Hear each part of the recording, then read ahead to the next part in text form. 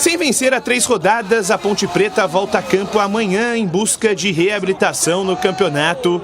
Após 2 derrotas e um empate, a Macaca enfrenta o Tombense às 4h30 da tarde em Muriaé. Estreante em Série B, o time mineiro disputou apenas uma partida contra a Macaca em toda a história e foi justamente pelo primeiro turno da atual competição, quando as equipes ficaram no empate sem gols no Moisés Lucarelli.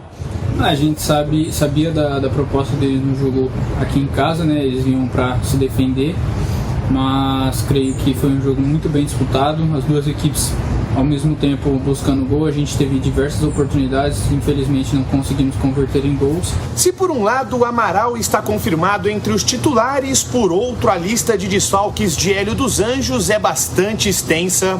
Além de Kaique França, Igor Formiga, o Alisson e Fecim, que já eram baixas confirmadas, agora o técnico também não vai poder contar com o atacante Luca. Artilheiro da equipe na competição, o camisa 9 não viajou com a delegação por conta de um desgaste físico, e com a preparação já finalizada na manhã de hoje em Muriaé, a Macaca vai entrar em campo com uma equipe bastante alternativa. Na lateral direita, Igor Formiga dá lugar a Bernardo. No meio, Fraga é o mais cotado para assumir a vaga deixada por Alisson. Sem Fecim e Luca, o sistema ofensivo deve ser formado por Echaporã e Ribamar. E já no gol, a probabilidade é que Luan seja o escolhido para a vaga de Kaique França. O trabalho vem sendo bem feito, todos no nível ali de jogo, né? Se precisar jogar preparado.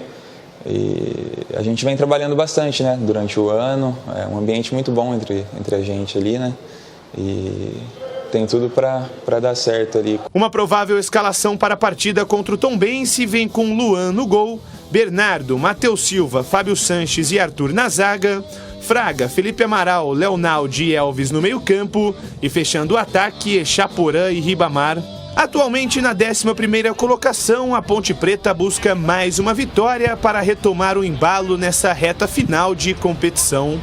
E olha, sem nenhum suspenso, os únicos desfalques do Bruno Pivetti, que é o técnico do Tombense, para a partida são o zagueiro Roger e o meia Nenê Bonilha, que estão no departamento médico. Portanto, são estes os desfalques, os que estão no departamento médico. Partida marcada para 4h30 da tarde em Muriaé, com a transmissão pela Rádio Bandeirantes AM 1170 FM 85.7 e também pelo youtube.com/Rádio Bandeirantes Campinas. É gratuito. Se você ainda não se inscreveu no canal, faça a sua inscrição. Não paga nada e ainda você terá a possibilidade aí de concorrer a eventuais presentes, né, que a gente faz lá algum sorteio, tá bom? Vamos lá, o CH, começa com você falando da Macaca. Para este jogo não terá o Luca. O departamento de fisiologia entrou em ação, né, e sentiu que não dava para forçar a barra com o Luca, porque senão poderia se contundir e ficar fora do restante da competição. Então o Luca não estará no Rio de Janeiro, em Minas Gerais, né? Muriaé, Minas Gerais, para o jogo contra Tombense. São 3 desfalques consideráveis. Não contar com o Igor Formiga, com o Alisson e com o Luca tem muito peso. A Ponte não tem um banco à altura desses jogadores. Você veja que o Bernardo, que está até indo bem, ele talvez jogue porque o Norberto também está recuperado, não está pronto. Tecnicamente, o Norberto é mais jogador, na minha avaliação, do que o Bernardo. No meio campo, o Amaral vai ter que fazer uma função que normalmente ele não faz, não é? Então entra o Fraga ali no meio, que é outra característica. E na frente é um grande ponto de interrogação. Como é que vai ser o ataque? O Ribamar vai jogar como? Vai desempenhar da mesma maneira o que o Luca faz? A gente não sabe, mesmo porque a característica é completamente diferente. O Ribamar é um cara de área, é mais centralizado. Então é um jogo muito parecido, não é impossível a Ponte chegar lá, ganhar, o clima está legal, tranquilo, mas a Ponte leva para esse jogo, na minha opinião, 3 desfalques importantes. E para você, Gleger, o que significa a ausência do Luca e também qual é a sua expectativa, que tipo de resultado a Ponte pode conseguir nesse jogo contra o Tombense, que ainda aspira, né, alguma coisa na competição, a 4ª vaga, por exemplo, do Vasco. Eu acho difícil a Tombense conseguir chegar, mas assim, O resultado em si vai depender muito do que vai produzir os jogadores, né? Do que vai produzir esses caras que vão para campo. E a estratégia de jogo do Hélio também, que tem dado certo em alguns momentos aí, né? Deu uns tropeços aí nas últimas rodadas, o que é absolutamente normal. Não contar com o Luca, isso é um ponto favorável para o Tombense, isso é claro, isso é fato. Não dá para a gente ficar aqui comparando, mesmo que não tenha a mesma característica, com o próprio Ribamar, que vai ser o substituto, né? Mas assim, bom, primeiro dizer também, viu, Batista, que olha, essa questão da logística para Muriaé é complicado. Então acho que aí está um dos pontos também. O Luca está lá, seca alto, tem viagem, o horário do jogo, 4h30, lá é um calor danado, já joguei nesse campo aí. Então, o pessoal dá uma descansada, espera e deixa para a próxima rodada. Mas enfrentar o Tombense, eu acho que depende muito da estratégia. Porque tecnicamente, você vê, a tabela mostra isso, os dois times estão ali, né?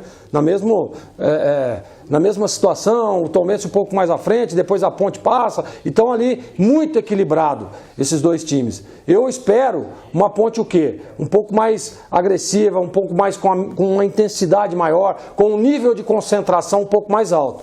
Que na minha opinião foi o que a Ponte pecou aí nas últimas rodadas, nível de concentração. Então está entrando o Fraga no meio de campo, que vai um pouco mais de marcação, né? Porque o Alisson é um jogador que sai um pouco mais, então ele deve soltar um pouco mais o Leonaldo e trazer o Fraga ali ao lado do Amaral para uma proteção de primeira linha, né? O Bernardo, a gente sempre critica muito e tal, mas ele tem entrado bem nas últimas rodadas, né? E aí o gol, né, que provavelmente vai o Luan, e acho que tá certo o Hélio, tá? Eu estava dizendo que eu daria mais uma chance pro Igor Vinhas, daria mesmo, se tivesse eu no comando, daria mais uma chance pro Igor Vinhas, que acho que ele merece, por tudo que já fez, né? Por tudo que já fez, inclusive lá quando o Ivan se contundiu e ele assumiu, foi muito bem. Mas não tá errado de jogar o menino que para mim é o futuro goleiro da Ponte.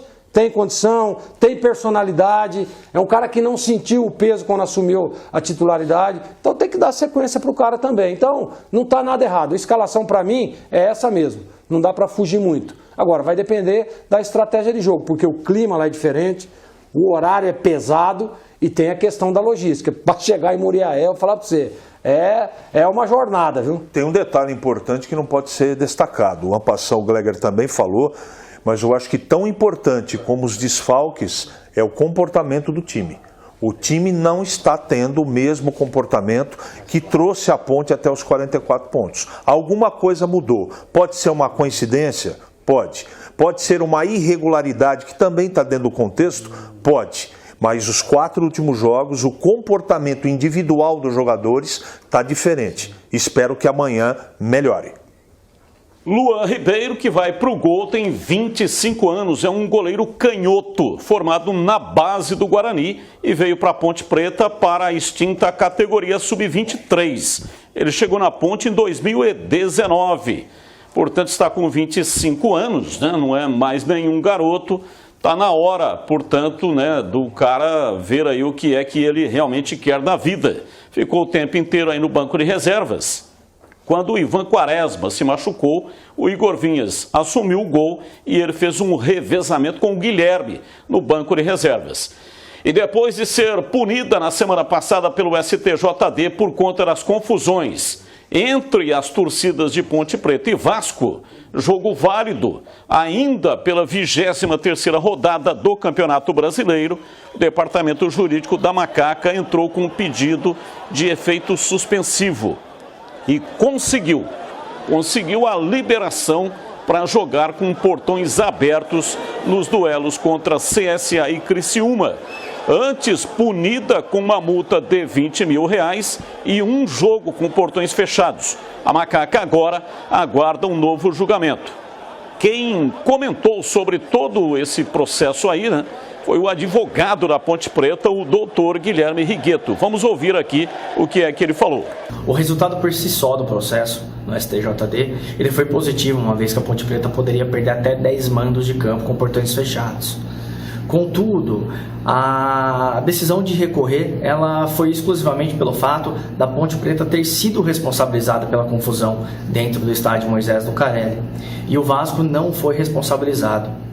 E em relação a isso, nós decidimos recorrer justamente com pedido de efeito suspensivo para que nessas últimas rodadas do Campeonato Brasileiro da Série B a Ponte Preta não fosse prejudicada sem a presença do seu torcedor, uma vez que ainda temos 2 jogos em casa e esses jogos são importantes para a nossa sequência e posicionamento da Ponte Preta na tabela. Não há a possibilidade da pena da Ponte Preta ser agravada, seja com a multa de R$20 mil ou a perda de mais mandos de campo. E o advogado explicou também, né, aí tem um pedaço, um trecho da matéria que a Ponte não corre o risco de ir novamente a julgamento e pegar uma pena maior.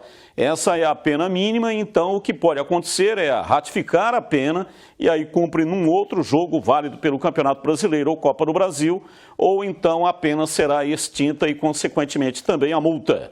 E na tarde de ontem, Itapira, a Macaca derrotou o São Paulo, placar de 1-0 pela partida de volta das quartas de final do Campeonato Paulista Sub-20. Mas o gol marcado, você está vendo aí, né, João Pedro, não serviu para garantir a classificação da Macaca. Tinha perdido, a Ponte perdeu o primeiro jogo lá 3-0 em Cotia contra a equipe do São Paulo e tinha que vencer por 3 gols de diferença. Para levar para pênaltis ou 4 gols de diferença para conseguir a classificação. Aí no detalhe, o lance do Eliel. Em 2 oportunidades, ele tentou encobrir o goleiro, fazendo um golaço e caprichosamente a bola tocou no travessão. Impressionante, o garoto Eliel quase faz 2 golaços. E se ele consegue fazer os gols, os 2 golaços, no mínimo, a partida seria decidida em penalidades máximas, mas a Ponte fez uma brilhante campanha. O Eliel, inclusive, termina a competição como vice-artilheiro, com 19 gols marcados, além da revelação, também termina com 21 gols, né? 21 gols em 19 jogos. Tá aí o Eliel perdendo gol.